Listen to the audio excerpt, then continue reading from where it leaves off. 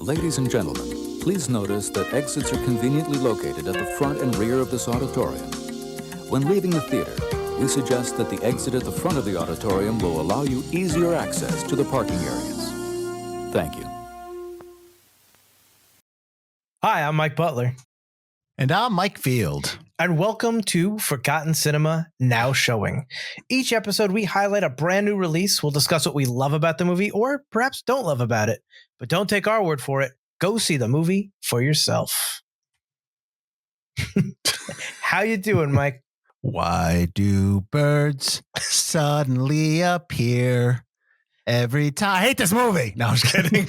You have to sing it in a more like broken down voice. Why do birds? First of all, now, I don't know if you've probably seen this movie, but the only version of that I want to see in a movie is Rick Moranis in Parenthood singing it to his wife to get her back in the middle of the classroom. That is the only and best version of that song that should ever be sung in a movie. So that's a shout out to Parenthood. That being said, yes, we are doing Joker. What is it again? Folie à deux. Folie à deux. Folie à deux. So Joker 2. I don't want to be a jerk because I don't want to be one of those guys that just trashes it and trash cans it. But I feel like I'm going to be. I was going to say, so I think saying no, that, what did you think about the movie? No, because I just want to say, going into the film, I was already down of everything I had heard, and it was a Monday night. I knew it was 2.5 hours. I knew it was a musical, and I'm like, oh God, this is going to be tough. So and you had the ending spoiled for you, said as well, right? Well, I had part of the ending spoiled. I didn't have the very ending. I had a certain section of it, and then when we talked about it a little bit, and I didn't even think it happened, and then you're like, no, that's what happened, and I was like, oh, I didn't even think that was what it was. Okay, so and we could talk about that. So I didn't really. Yeah. So I was already in a negative headspace.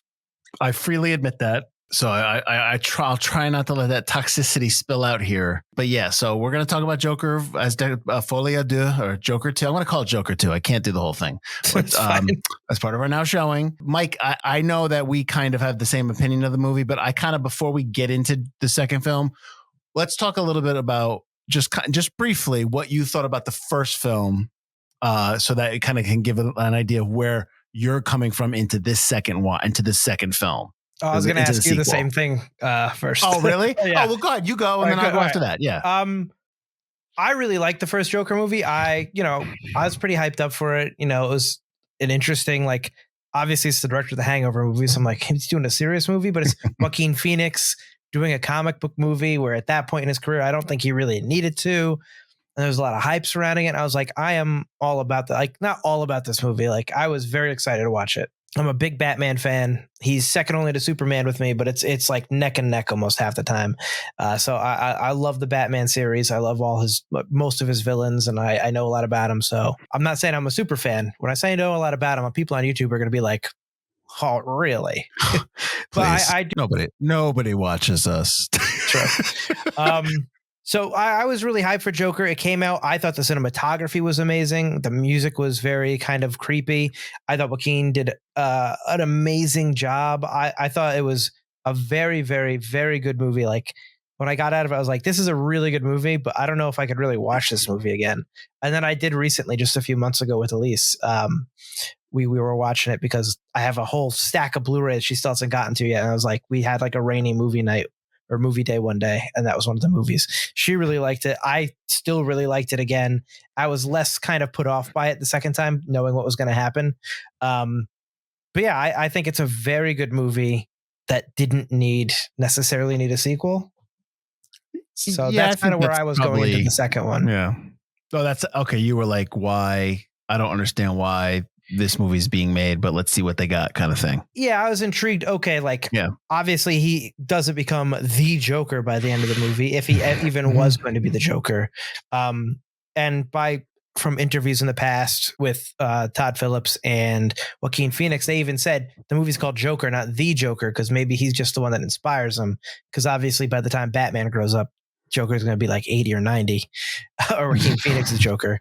So I was kind of intrigued of okay, well, where are you taking this one? If you're going to do a sequel, once they announced it, where was it going to go?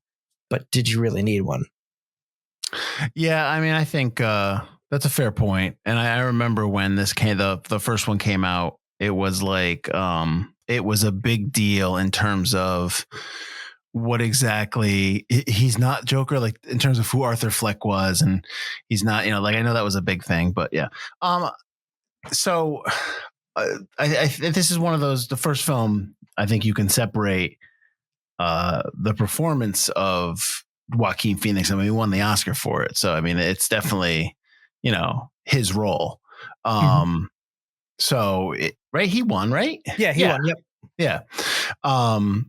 And I think he, as Arthur Fleck, as Joker, is far better than the first movie, and obviously in this movie, I think it's tough because I'm one of those people that knows that this movie has roots in Scorsese films. I know that it's Todd Phillips getting a lot of influence from like Taxi Driver and absolutely, and, a couple of Scorsese films like Taxi Driver, King of Comedy. It definitely wears the Taxi Driver. The first one, Taxi Driver, on its sleeve. Yeah. And I know that people are like, oh, that's a negative. And I mean, it's an homage is an homage, and it's nice. And you can take that as inspiration and influence, and that's fine. I mean, I don't mind that. I just know that they're working from a lot of really great films to work off of. So I think that helps Joker, the first film. And I didn't love Joker, but I liked it. I enjoyed it.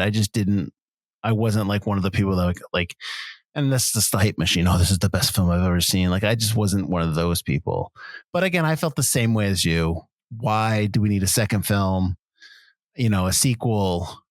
I think we've talked about it on the main show. A sequel needs to kind of get bigger than the first film, or needs to kind of take that character or take this story to a height bigger than what the original was. Or you can do what they did in this one, which is just completely go in a different direction. They go in a different direction stylistically wise, and if that's a word, and the idea that this is a musical at some point, like in his head, they have musical numbers. Right. They do go in a direction that's different in how in the storytelling, but the plot and the story itself is really just completely the other way. It doesn't heighten from the first film, and it just kind of sits there and meanders a little bit, and to the point where I'm like, what is why?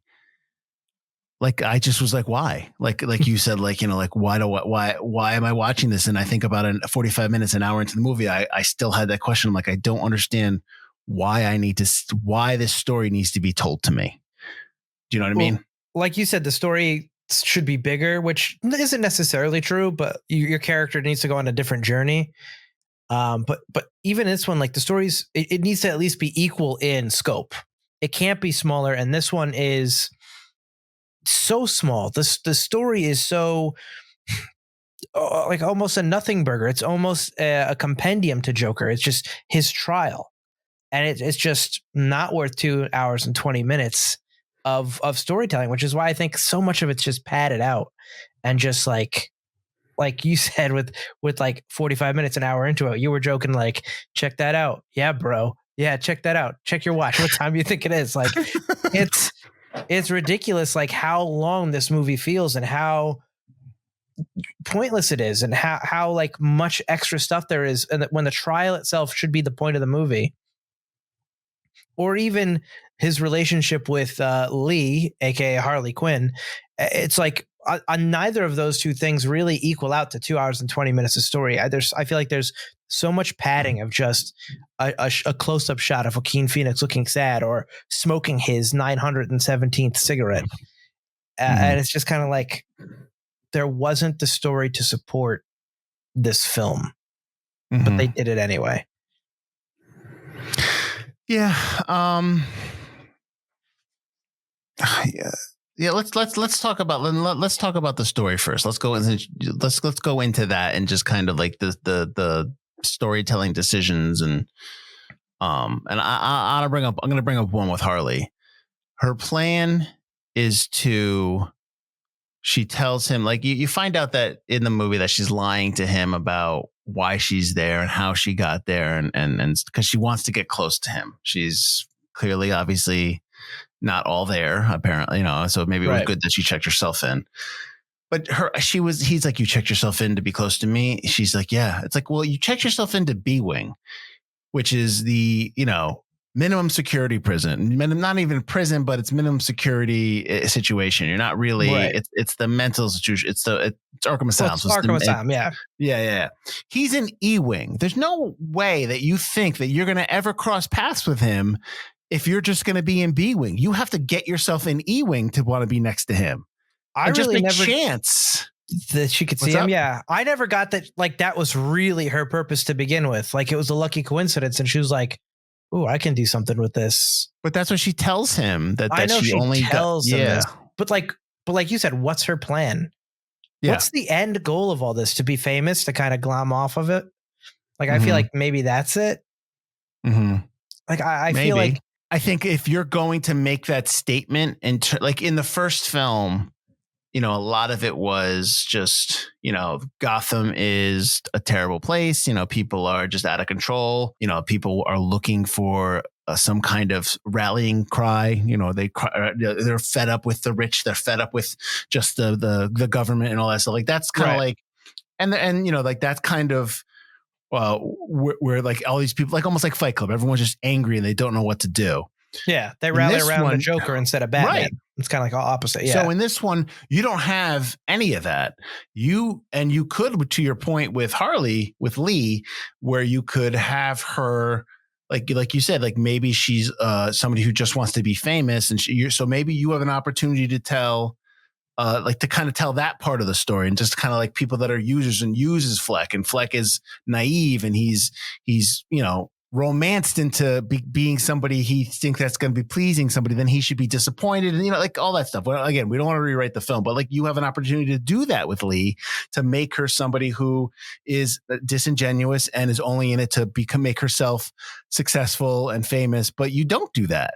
She just turns on him. You're not, you said you're not the Joker anymore. And she just goes where? She just turns on him. They have them meet at the steps at the end, and then that's it. She's gone. She's out of his life. And we don't know what's what. Well, that's the other thing, is we don't know what's what. Was she even on the steps, or was he talking to himself? Because he hallucinates so much, and we're never given a clear, this is a hallucination, this isn't. Yes, obviously 90% of the musical parts are hallucinations, but I think they're all hallucinations.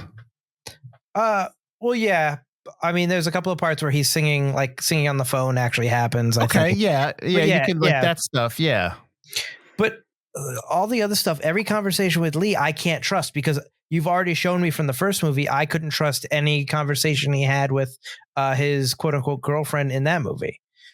So it's like, I don't know what's real and what's not. And they don't give you a clear cut kind of view, which is fine. I guess, like, I get if we're looking at the world through Arthur's view, but at the same time, it's very frustrating because I can't trust. I think I told you 20 minutes in the movie, she did something. I'm like, I can't trust that this is real. I didn't even trust the explosion at the end. I was like, I don't even know if this is real. Oh, me neither for a little bit. I was waiting. Yeah. Obviously, it ended up being real, but I was like, what's going on? Right. And I think I don't think that's good. No. And that explosion is probably the only time in the movie where I thought, okay, this is an escalation from the first film. Yes. You have all his fans, you have all his people that are rallying around him. And in the first movie, they get so violent at the end of the film. It's like, where did that go? Like, like now they're just kind of like, what is this? Like, what kind of fans are you now? Are you really rabid? Are you really rallying around Joker and causing mayhem? No, we don't know. We don't ever know. Right. And this film is very much almost a character study of Arthur Fleck. And I know that they're trying to connect the two with Lee and him. And obviously that's the title, because they share the delusion, but we don't know her enough. And like, to your point, we don't trust her enough. And we have already spent a movie with Fleck and Joaquin Phoenix's character. So he's the one that we are obviously going to view the world through his eyes, but also be trying to figure out and understand what Fleck is about. And I think this movie is very much a character study of him trying to come to some kind of realization that he's not Joker. Like, you know what I mean? Like, he's not crazy. And he says it at the end. Obviously you find out about his childhood a little bit and you find out like about his life, but I kind of feel like Lee is forced upon us in this film just because they wanted to have Harley in the movie. And not that I'm not saying that Lady Gaga is not good in the film. I just don't know the character. I don't know if I don't know necessarily. I'm glad that character's in this movie. No, 100%. I think that it kind of muddles it. It confuses you. You don't get enough time with Arthur actually figuring out stuff because it's all just him and Lee. And like the Joker epiphany that he's not actually Joker is so out of nowhere. It just comes after. I mean, you get a little bit of it during the talk with Puddles when Puddles comes back and talks about how Arthur was a nice guy. And that kind of, I think that does click in him. I like that scene a lot. But when you get down to the end, his last speech, I was going to get up here and rant about how it's all your fault, but it's me. I did it. I'm the bad guy. It kind of flies in the face of the end where he becomes Joker and like, that's who he was supposed to be. But, and if you're going to say he's Arthur Fleck because he's not the Joker, which is fine. I still want to see that. That should be the movie. That should be the movie where it's almost like his lawyer who keeps saying like, you're Joker, you're not Joker, you're Arthur, you're having this issue. She's trying to tell the writers and the director what the story should be about and like trying to say it like directly to the camera and us, the audience. And we're like, yeah, that should be the movie. But we're muddled with this Lee stuff and the musical stuff, which when we get into the themes and stuff, we can get into that stuff more. But I feel like we should have explored Arthur realizing he's Arthur and not Joker for the majority of the movie, if it's a character study. Right. But also, like, if it was just that, this movie would probably be, I don't know. I mean, it's such a left turn from the first film that it's, and we always talk about on the main show, you know, we appreciate when people take big swings. We appreciate when actors make big choices and directors make choices. This was definitely a choice. And I mean, I'll respect that. I just, obviously, I just don't know if I can ride with it because I just don't know if this is one of those movies, Mike, that I wonder if I watch again and again and again, or if I see it, if my opinion will change because I don't know. You know, I don't know. I really don't. I don't have a firm grasp of how I feel about this film.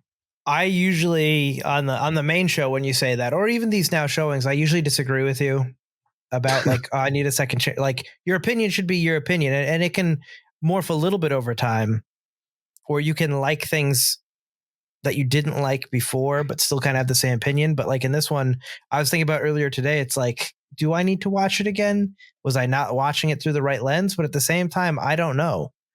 It's tough because they throw so much at you that is, I feel superfluous. And I feel like if we're going to go like next into like thematics and stuff, like my big thing about this is it a courtroom drama? Is it a character study of Arthur in the mental institute in Arkham? Or is it the musical love story between him and Lee? And if you're going to go musical, you need to go full musical. And in that aspect, which I know turns a lot of people off when they're like, oh, Joker's a musical. I'm not watching that. Like you need to go full musical. Like if you know you're going to turn people off already, go full musical. There's nothing in this movie where I'm humming along, singing along, you know, bopping around. I think though, when he leaves the courtroom one day, they play a song on the radio, like a popular song, and it just plays without them. Like no one else is singing. It's the actual song. And both you and I were like, yeah, all right. And we're bop. Like that should be like, you should be enjoying the music in the musical. And the music is just not good. The songs cut out halfway. Like it's just be a musical if we're going to be a musical. They're not original songs. They're not original songs. They're just doing, and that's a way to go when you're doing a musical like that. I mean, I know that there are very popular musicals that use other songs, but they You kind love of Rock of rework them Ages? I love I love Rock of Ages. I was Listen, I listening also to like it that today. record. I'm just saying. I'm sorry. I'm not sorry. I'm glad I like that movie. Anyways, that play. But yeah, if so when they're like, oh, it's a musical, it's like, not really. Yeah. There's people singing, and it's fine too. But like, it's like La La Land had its own songs. You know what I mean? Like if you want to compare like a style in terms of, it's not like a complete musical, but it adds musical elements. Like so you can't give Okay, us yeah. one original song with Joker and Lee. You can't give us a song where like it's like completely original to the movie, and you can use the music and the songs to explain like how Fleck is feeling on the inside. It's, you know what I mean? Like, it's a great idea, but like, let's just do popular. Let's do songs that we know. Let's not. I mean, I guess it's $200 million movie, so I don't know. You tell me where the money's going, because I have no idea. Todd Phillip and Joaquin Phoenix and Lady Gaga's pockets, probably. Maybe. Because the other thing is, like, you're right. That it should be, because they sing in the real world, which one of the things I do appreciate in this movie is when they sing, it is recorded live when they're doing the set. It's not ADR. It's not recorded afterward. They're not lip syncing against a track.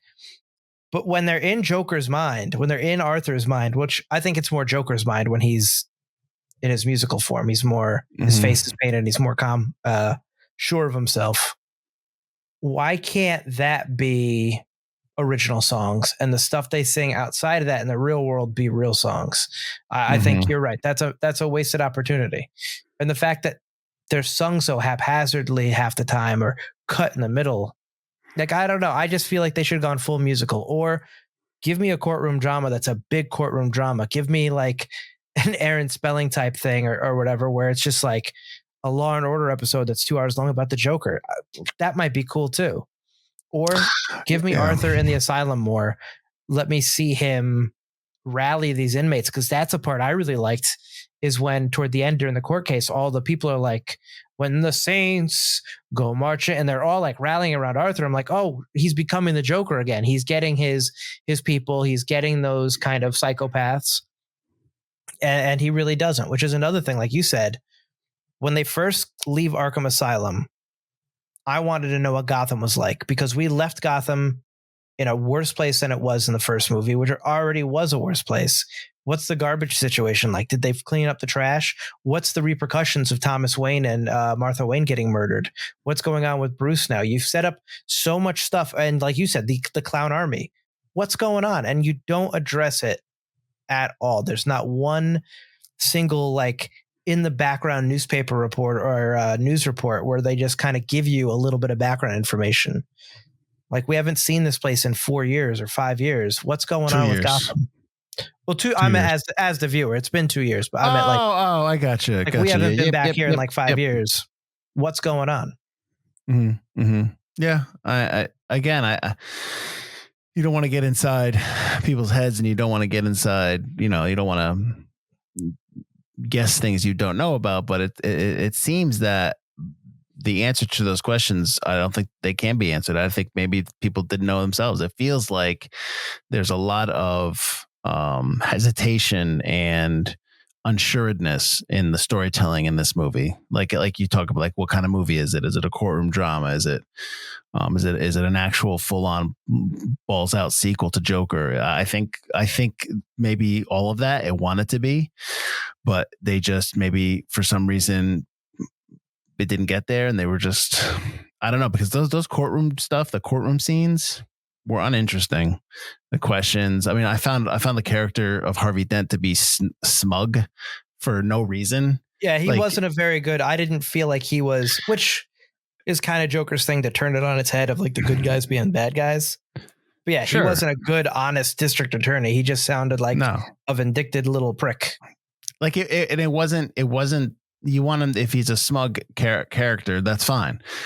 But there were moments where he was smug to like his own witnesses who he called up there. And I'm like, why is he being a dick to her? Like, why is he saying these? Like, I don't understand why he's acting this way. And it bugged me, because he was the old room. I can't remember the character's name, but the the woman that lived in this building in the first one that he thought he had the relationship with. The actress's name is Zazie Beetz, but yeah, I can't remember. But like her character, Yeah. he was like really like smug with her, and it's really her. She's his witness. Yeah. Why did you not come after every subpoena? It's like, dude, you're being real hostile to this witness. Yeah, he's not like sympathetic. Like, aren't you trying to win sympathy votes? So stuff like that. Like, it's like those little choices. I know, Mike, you're nitpicking, but those little things add up in a movie like this that doesn't work for me. You know, so and that's when I start kind of poking like why make that decision? Like, oh, well, you know, and if the answer is like, oh, we just thought it'd be funny, go, that's not good enough. Like you can't. Attention to detail is important in all these films. That's what makes films great. Like when you have what makes a film go from a good film to a great film is the attention to all the details in the storytelling and in the movie. And when that falls apart, and then but you don't have a good enough story to hold it up, then everything falls apart. And then we get a podcast like this where I'm like, what did I watch? The other thing about the courtroom stuff too is it just felt like I was watching like the Seinfeld season series finale, which I'm gonna say it right here. I don't mind their series finale. I love their series finale. Yeah, I know a lot of people don't, but yeah, I think their series finale is great. But what it is it's a really long clip show, which is fine when you've had a TV show that's got, you know, what was it? They were on for like 9 years and hundreds of episodes. But like Joker, it's like, why do I want a clip show of a movie that's already a 2-hour movie? You're just going to throw in more clips from your old movie to like pad the time that you don't need to pad. Like, I know Zazie Beetz was in there. I know he was hallucinating it. She's not giving us any information I didn't already know. There's a couple of flashback scenes too, where it's like, I don't need this shot. I don't need this shot of him after he, you know, did his creepy dance and now he's washing his makeup off. It like even lessens the impact of that from the first one if I have to watch it again. And I almost thought that was going to be the way with Puddles. And they do say kind of the same dialogue between Arthur and Puddles. But I think that the end of that where Puddles kind of actually gets to Arthur through the Joker, it was important. But before that, it was very much just repeating everything we already saw in the first Joker. That's important, but I think you can get to it faster. Yeah. You know what I mean? I think that scene goes on way too long. Yeah, it didn't need to be like a 10-minute conversation. Right. This movie relied heavily on like you had to see the first film. And I get it, you know, like, I mean, like you need to see Star Wars in order to appreciate Empire Strikes Back. If you watch Empire Strikes Back, you think you can follow along without knowing what happened in Star Wars and then you can go back and watch it afterwards? For that one, yeah, but there are plenty of sequels where I'm not. My criticism of the second Joker film, it can also be levied on a lot of other sequels that come out. But this film really relies heavily on you need to see the first film. It does. If you didn't see the first film, you're really going to be lost a little in this movie. And Joker 2 is not the only one that's done that, like I said, but it did do it here, and I was surprised by that. I was surprised by how much it kind of referenced the first film, which, too much. You're going to have to reference it, obviously. But again, it's almost like this is like a part 2 of part 1 kind of thing. That's what it feels like. It's an add-on. It's an add-on that they stretched to 2 hours and 18 minutes or whatever it is. Right. And then I go back to the other question of like, you know, why do I need this? Like, I didn't realize that Fleck's persona and soul were in such... was in a battle with Joker in the first film. You know, I didn't realize like that was a theme that I should have gotten from the first film, because in this film, that's what they're basically saying. His dissociative disorder is not real. And he is fighting between, I guess, the id and the ego. I don't know. Like he's fighting with being, trying to find happiness as Joker, knows how it makes him happy, but deep down inside it doesn't, because it's not who he wants to be. I didn't realize like that was a main theme we're pulling from the first film, because in the first one, it was more, to me, it was more about a man who just, the world just kept kicking him down, and he accepted that and became what the world was making him. And then he found like that's what he was, and he found that, you know, that kind of was his strength and his power. In this one, we're saying, what are we saying? Tell me. I think what we're saying is that, well, I agree with you that the first one is more his descent into Joker. Like he just becomes Joker because he has no choice. Right. But I do kind of like that in this one. It's like, yes, he had no choice, but I don't think he enjoyed being the Joker at all times in the first one. There are moments where like, I don't think he enjoyed doing or acting certain ways as the Joker, but everybody loved it. And he was finally accepted. And so he loves that part of it, but he's really Arthur, who's a nice guy who's misunderstood. His jokes are dark and terrible and not funny, but he's saying them to try to get a laugh at you. He's trying to make you feel better. He's not a bad guy, but he's become this Joker, and he's got to figure out how to kind of get back to Arthur and kind of repent and pay for what he did. But he became Joker for 20 minutes of the movie, the last movie, for such a brief amount of time. Let me ask you this question. Do you think this film would be better if it was actually a third movie in a trilogy, and in the middle movie was Joker, was him being Joker and him doing the things that we led up to the first film? He gets away and he just starts, wreaking havoc on Gotham, and there's no Batman. There's nothing like that. It can be dark and deep, and you could have the lead character in there as well. Like that could be part of that second film. And this third film is the reckoning of Fleck versus Joker. Like what if the second film is more just Fleck gives in to Joker, and then we see what Joker is and what he has become. And then this movie comes out, the third film, and it's kind of, like I said, a reckoning of like Fleck and Joker. What do you think of that?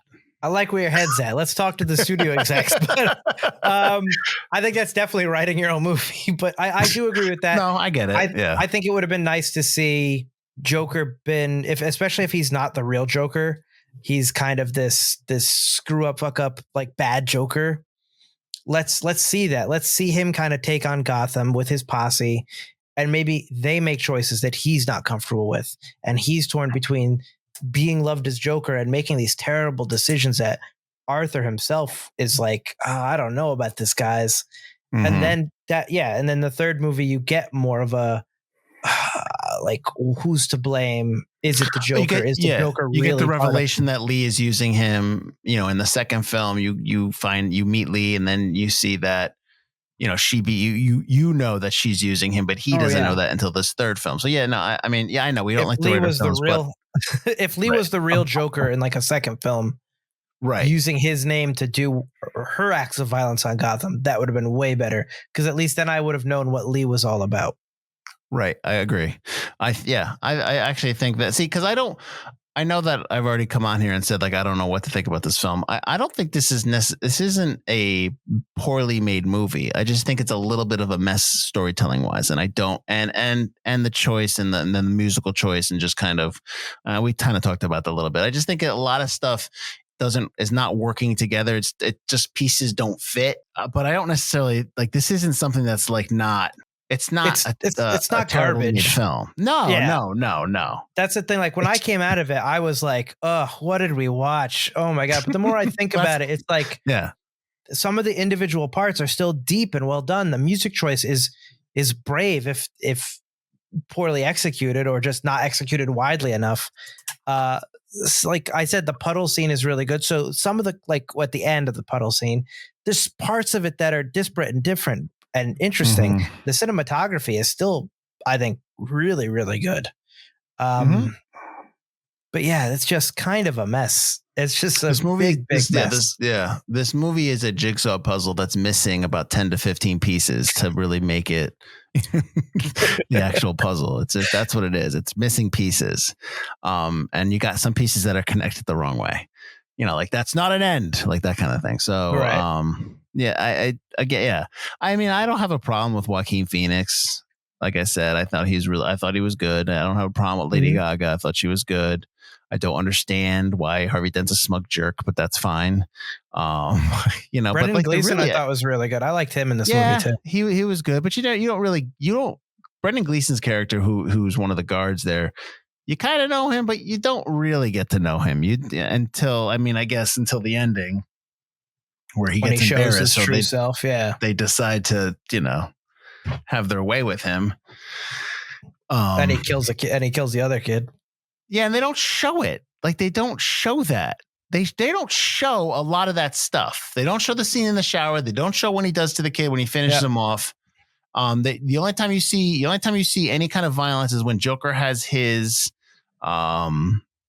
dream where he's singing and he's beating the crap, but he's killing people in the courtroom. Yep. And then obviously the explosion, but that's really just kind of him getting out, kind of him running away. So you don't see a lot of the violence from other characters, which I guess is a choice that they made. I don't know why. I would assume it's a choice. I mean, we cut when Arthur, is going to get it in the shower from the guards. And then we get him being dragged. And then when the kid dies, we're focused on Arthur with his eyes wide, not moving. I think that's supposed to be Arthur as a kid again. All this abuse, he shuts down just like he did when he was 7. As just kind of Arthur realizing that's who he is. He's that scared 7-year-old. And that's kind of who he always was. I guess we've talked about the movie most of the time. Like, what did you think of the end of the movie? Which I guess is very divisive, which I don't get why. Oh, because him being stabbed? Yeah, after the court case, he gets arrested. Whatever. He gets arrested and then he goes back to where he probably thinks he belongs. He's not Joker anymore. He's Arthur Fleck. And then that dude kills him. I mean, so was he not? So are they divisive because they don't think he didn't have a visitor and he was set up to die? Like that's what they... I think people are just mad that they killed Arthur Fleck at the end. But it's like, I don't know what else you're supposed to do with that information. No, there's nothing else to say. He's not Joker anymore because he turned his back on that. Yeah, he turned his back on that. He's convicted for 6 murders or 5 murders. I guess I can't convict him on the mother because that wasn't what the case was about. I don't get Arkham Asylum because it's obviously for people, it's for the world's worst criminals, but they're not really locked away. They're not they're free to roam and they're walking around and I don't understand. If he's considered somebody who is one of the worst criminals in Gotham, why is he not in a cell 23 hours a day? Why is he just free to not in chains, giving cigarettes? Yeah. I really don't. So, and plus also Arkham Asylum is supposed to be a mental health facility, obviously, because they used to call them asylums back in the day, because this is 1983. So he's really supposed to be getting help, not on death row. So now he's he's going to be put to death, then he shouldn't be at Arkham Asylum. He should be in a prison. Yeah. So I know that Arkham Asylum is part of the Batman lore. So I know it's I just don't get what. So is Belle Reve, which is the prison for the non-crazies. So you could have ended up at Belle Reve at the end, but yeah. So yeah, I don't really get just in general. The setup of Arkham is really weird. Yeah. And then obviously he gets killed by who we're supposed to assume is the true Joker. I don't think so, Mike, because if Bruce Wayne is still a kid and is still 2 years, because you meet him in the first film and he's still 2 years, how old's Joker? Is Joker supposed to? Yeah, when I was thinking of that, I assume Bruce is probably 12 when he meets him in the first one. Maybe 11. Okay, so he's 14 now. He's 14. And I figured the Joker kid's probably supposed to be... He's a movie 18. Shut up. He's supposed to be 18. That's what I assume. That keeps Joker and Batman at a more even playing field. Well, I know that they wanted to, didn't they want to, or DC wanted to connect this film to their DC universe, to their, I don't know if it's to the Batman or to one of the Batmans or something like that. Didn't they want to connect them? There was talk about it, but I think it didn't really work, or there were rumors, but who knows if that's true. One of the notes I read was that the director, I'm blanking on his name again. Of this movie? Todd Phillips. Yeah. That Phillips wasn't taking any notes from DC. He was just talking with Warner Brothers. But I don't know. He wasn't talking to maybe James Gunn. Maybe James Gunn was like, "Hey, listen, I'm the DC guy. This is what we're going to do. We want to do." And maybe he was just like, "Nah, I'm going to keep it my own thing." Maybe that's kind of where that comes from. It's still been tough to connect it to the Batman, though. Well, because the Batman's in the present time. Yeah, and that's still 1983, so Batman would be in his 40s. Yeah. And we're talking about a younger Batman now. I'm wondering are they doing their own Batman? Aren't they supposed to be doing their own? Not the Matt Reeves ones? James Gunn's, yeah, but that's not going to... Yeah. There's no way they can connect it. That's going to be a James Gunn, bright and happy. Well, maybe. I mean, you've seen the pictures of the Superman. They should just do Batman Beyond. Why are we not done Batman Beyond? I don't understand why I haven't done Batman Beyond yet. Anyways, go ahead.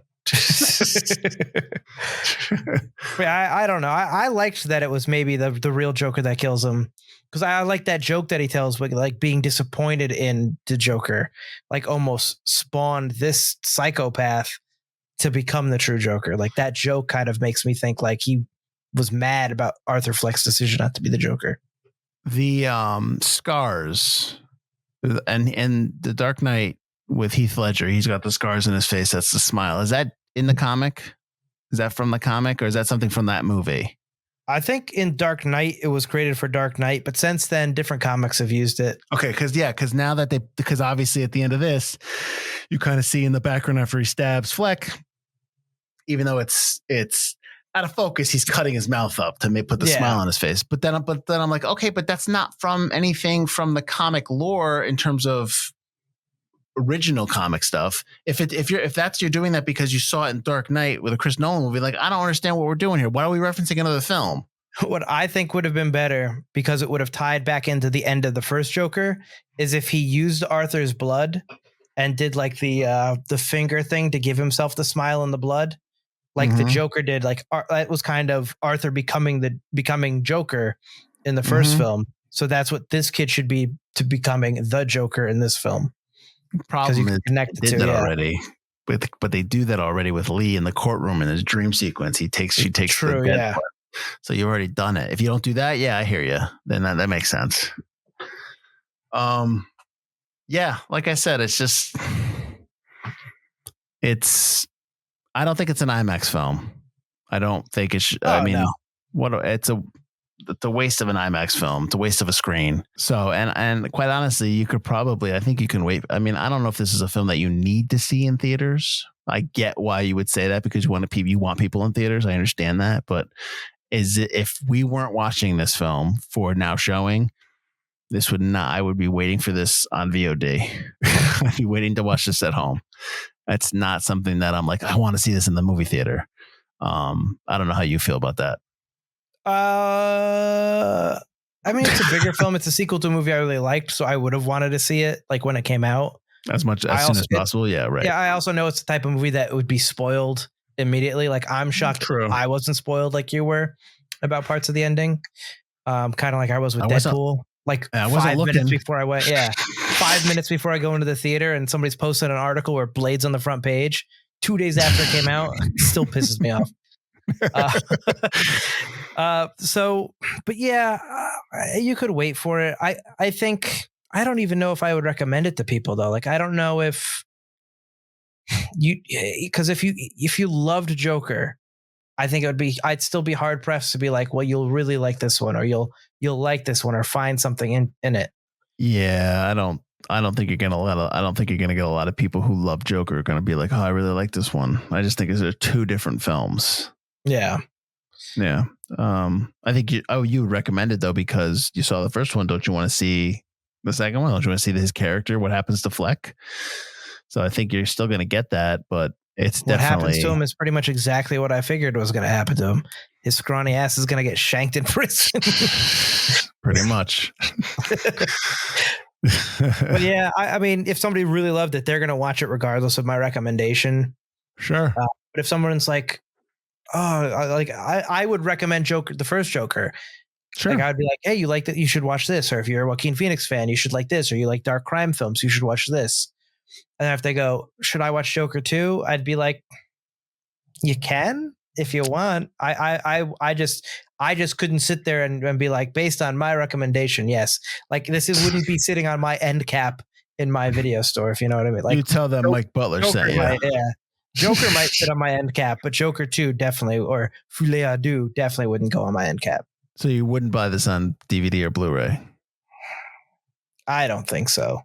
Unless I saw it for really cheap and it was like not on Max anymore because everything digital's going away and I already own Joker 1, maybe I'd get it. Plus I do, like I said earlier and you said, I almost want to watch it a second time to see if maybe I'm missing something. Give yourself some time. You got some time. You can just be away from it for a little bit. It'll be a while. Yeah. Yeah. It's a long movie, so it's not like you can just pop it on and be like, let me check this out. It's almost like you got to watch it with someone else to have an excuse to watch it. It's 220. Like, it's not in the scope of like modern things. It's not too long, but it feels long. Yeah, I was gonna say it's a 220 that feels like a 245. Yep, 100%. Yeah.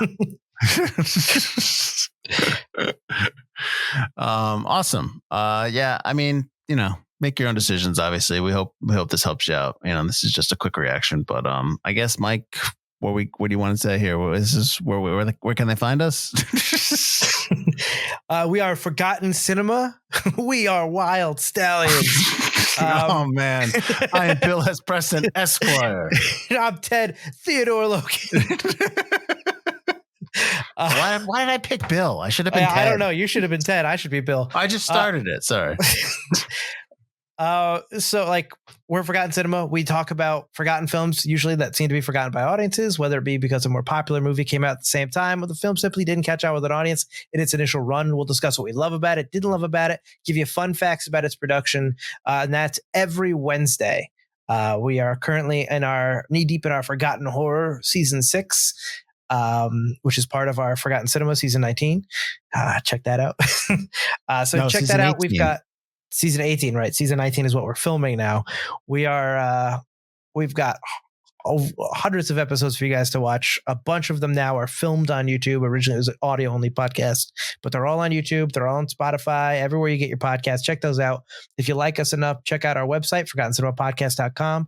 There's a link to our Patreon, which gets you a bunch of exclusive stuff, exclusive episodes, and our merch shop as well. Coming up next, not part of the main show on our Patreon, is going to be a review of Nightmare on Elm Street, since the 4K Blu-ray is coming out shortly. New series, Forgotten Cinema Look Back, right? Is that what we're calling it? Oh, yeah.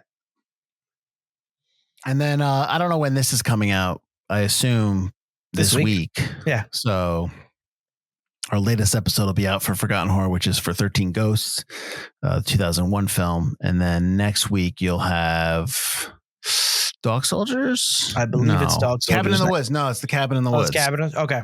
Yeah. So that'll be next week as well. So depending upon when you watch this, but anyways, all horror all month long. Yeah. Let us know what you think. If you guys saw this movie, we probably should have said in the beginning of this that we spoil stuff. So I don't know. You maybe want to put a spoiler warning up. I was thinking that I'll put like flash spoiler alert. Yeah. But let us know what you think. You can find us everywhere except X, because I don't know. We're just not on there. I am, but not the show. And that's it. Thank you for listening. Thank you for watching. I'm Mike Field. I'm Mike Butler. And this has been Forgotten Cinema, now showing. See you next time. Why do birds suddenly appear every time